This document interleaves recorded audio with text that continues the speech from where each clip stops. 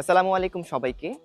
ঢাকা বিশ্ববিদ্যালয় সহ বাংলাদেশের সকল পাবলিক বিশ্ববিদ্যালয়ের শিক্ষার্থীরা যখন বিশ্ববিদ্যালয়ে ভর্তি হয়, ঠিক সেই সময়টায় বাংলাদেশের 95% শিক্ষার্থী তারা যে সাবজেক্টে বিশ্ববিদ্যালয়ে ভর্তি হয়, সেই সাবজেক্ট নিয়ে স্যাটিসফাইড থাকে না। সেই সাবজেক্ট নিয়ে ভীষণ ডিপ্রেশনে তারা 4টি বছর কাটিয়ে অনার্স গ্র্যাজুয়েশন কমপ্লিট করে। এখন প্রশ্ন হচ্ছে, আপনি যদি আপনার পছন্দের বা আপনার আ সঠিক দক্ষতা অর্জন করবার জন্য যদি আপনি সেই সঠিক সাবজেক্টে পড়ালেখা না করেন, তাহলে মিছে আপনার ৪ টা বছর আ জলে যাবে বলে আমার মনে হয়। তো সেই জায়গা থেকে বাংলাদেশের পাবলিক বিশ্ববিদ্যালয়ের শিক্ষার্থীরা, বিশেষ করে ঢাকা বিশ্ববিদ্যালয় সহ স্বনামধন্য যত পাবলিক ইউনিভার্সিটি আছে, সেইখানকার শিক্ষার্থীরা তাদের সাবজেক্ট নিয়ে একদমই স্যাটিসফাইড না। এখন আপনি ধরেন কোনো একটা সাবজেক্টে পড়ালেখা করছেন। এখন আপনি ক্লাস করার পর যখন দেখতে পাচ্ছেন যে আপনার আ গতির সাথে, মানে আপনি যেভাবে মুভ করেন বা আপনার যেরকম চিন্তাধারা, সেই চিন্তাধারার সাথে আপনাদের যে সাবজেক্ট গুলো আছে, সেই সাবজেক্টের পড়াশোনা একদমই রিলেটেড না বা রিলেটেবল না। তো সেই জায়গা থেকে আপনি সহ আপনার যারা ফ্রেন্ড সার্কেলরা আছে, যারা একটু উন্নত চিন্তার অধিকারী, যে আমি এই সাবজেক্টে পড়ে আদৌ ভালো কিছু করতে পারবো না, অথবা আমি যদি এই সাবজেক্ট ছাড়া যদি অন্য কোনো সাবজেক্টে পড়ালেখা করতাম, হয়তো আমি আমার সর্বোচ্চটা দিয়ে আমার সর্বোচ্চ শিখরে পৌঁছাতে পারতাম।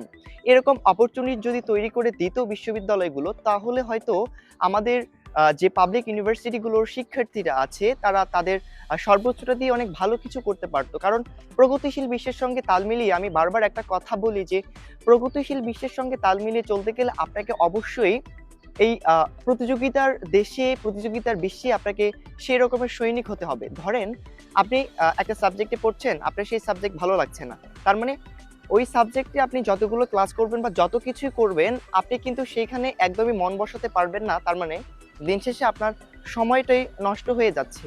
কারণ আজকালকার যুগে অনেক বেশি যোগ্যতা এবং অনেক বেশি দক্ষতাটা খুব কাজে লাগে। তো দক্ষতা এবং যোগ্যতার পাশাপাশি আপনি যদি আপনার এডুকেশন ব্যাপারটা বা এডুকেশন ব্যাকগ্রাউন্ডটা ঠিক না রাখেন, তাহলে কিন্তু আসলে সামনের দিকে তাল মেলানোটা খুব মানে খুবই কঠিন হয়ে যাবে।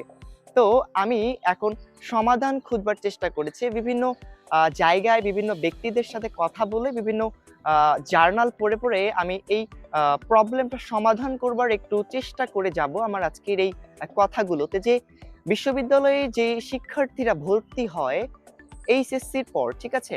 তো এইচএসসির পর একটা স্টুডেন্ট আদৌ জানে না সে বিশ্ববিদ্যালয়ে চান্স পাবে কিনা। ইভেন চান্স পাবার পর সে মেরিট অনুযায়ী যেই সাবজেক্ট চয়েস দিবে, সেই সাবজেক্ট তার আদৌ ভালো লাগে কিনা বা সেই সাবজেক্টে সে আদৌ মন বসাতে পারবে কিনা, এই বিষয়গুলো কিন্তু প্রশ্ন আকারে থেকে যায়। আমাদের দেশের যে পাবলিক ইউনিভার্সিটিগুলো যে ভুলটা করে, সেটা হচ্ছে তারা মেরিট অনুযায়ী সাবজেক্ট চয়েস দিতে হয়।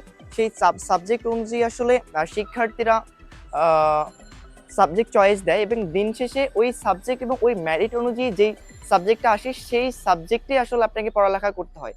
এটা কিন্তু খুব বাজে একটা ইন্টেনশন। কারণ মনে করেন আমি ১ থেকে ৫ থেকে ১০ সিরিয়াল পর্যন্ত আমি গ্র্যাজুয়ালি কয়েকটা সাবজেক্ট চয়েস দিলাম।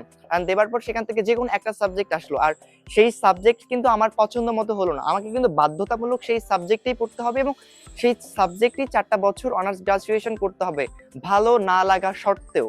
তো সেই জায়গা থেকে আসলে ইউনিভার্সিটি অথরিটিরা যেটা করতে পারে, যে বিশ্ববিদ্যালয়ে ভর্তি পরীক্ষার পর যারা মেরিট পজিশনে ভালো জায়গা অর্জন করবে, তাদের আসলে সাবজেক্ট ওয়াইজ একটা টেস্ট নেওয়া উচিত, বা সাবজেক্টের উপর ভিত্তি করে কতগুলো সেমিনার করা উচিত। যেমন আমি যদি বাংলা সাবজেক্টের কথা বলি, অথবা ইংরেজি, অথবা ল, অথবা ইকোনমিক্স, অথবা পলিটিক্যাল সায়েন্স, অথবা সোসিওলজি, এরকম যে সাবজেক্টগুলো আছে, এই সাবজেক্টগুলোর যদি একটু রিভিউ করা যেতে পারে।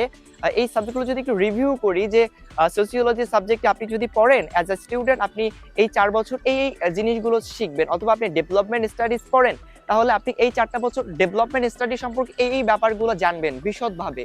তারপর আপনাকে যদি পলিটিক্যাল সায়েন্সের কথা বলি, যে পলিটিক্যাল সায়েন্স যদি আপনি পড়তে যান অ্যাজ আ স্টুডেন্ট, তাহলে পলিটিক্যাল সায়েন্সের আসলে কি পড়ানো হয়, কোন টপিকগুলো অনেক বেশি গুরুত্বপূর্ণ, বা পলিটিক্যাল সায়েন্সে আদৌ কোন বিষয়গুলো নিয়ে অনার্সের ৪ টা বছর কমপ্লিট করা হয়, এই বিষয়গুলো কিন্তু আগে থেকেই যদি জানিয়ে দেয়া হয়, তাহলে শিক্ষার্থীদের পক্ষে এই সোসিওলজি, অথবা পলিটিক্যাল সায়েন্স, অথবা ডেভেলপমেন্ট স্টাডির ভেতরে আসলে যেই স্টাডিগুলো হয় আদৌ, সেই সম্পর্কে যখন অ্যাডভান্স নলেজ যারা বিশ্ববিদ্যালয়ে ভর্তি ইচ্ছুক যে শিক্ষার্থীরা আছে তাদেরকে যদি জানিয়ে দেওয়া হয়, তাহলে তারা তাদের পছন্দ মতো সাবজেক্ট চয়েস করে 4টা বছর অনার্স মাস্টার্স গ্রাজুয়েশন করবে, যখন নাকি সে ওই সাবজেক্টের উপর একটা বিশদ দক্ষতা অর্জন করবে। কারণ আজকাল আমি দেখছি যে ঢাকা বিশ্ববিদ্যালয়ের 99% শিক্ষার্থী তারা সাবজেক্ট নিয়ে একদমই স্যাটিসফাইড না। এখন তারা যেহেতু সাবজেক্ট নিয়ে স্যাটিসফাইড না, তার মানে কেন তারা সাবজেক্ট নিয়ে স্যাটিসফাইড না, এটার গোড়ার যে মেইন যে কাহিনীটা সেটা হচ্ছে যে তারা যখন সাবজেক্ট চয়েস দিয়েছে, ইভেন রাইট নাও তারা যে সাবজেক্টে পড়ালেখা করছে, আদৌ তারা এই সাবজেক্ট রিভিউ সম্পর্কে জানে না যে আদৌ এই সাবজেক্টে কি কি পড়ানো হয় ক্লাসে, বা ক্লাসের বাইরে কি কি পড়ানো হয়, দক্ষতামূলক অথবা জ্ঞানমূলক বা গঠনমূলক অথবা গবেষণামূলক কি কি পড়াশোনা আছে এই সাবজেক্টে। এগুলো যেহেতু আগে থেকেই কোনো ইনফরমেশন দেয়া হয় না শিক্ষার্থীদেরকে, যার কারণে তারা যখন সাবজেক্টে ভর্তি হয়, হবার পর বেশ কিছুদিন ক্লাস করে, এই ক্লাস করার পর তারা বেসিক্যালি কট খেয়ে যায় যে আমাকে দিয়ে আসলে এই সাবজেক্টে পড়ালেখা করে 4 বছর পর আমি কিছুই শিখতে পারবো না এই সাবজেক্ট থেকে, কারণ এই সাবজেক্ট আমার ভালো না, বা এই সাবজেক্টে যা পড়ানো হচ্ছে তা আমার মুভমেন্টের সাথে একদমই যাচ্ছে না।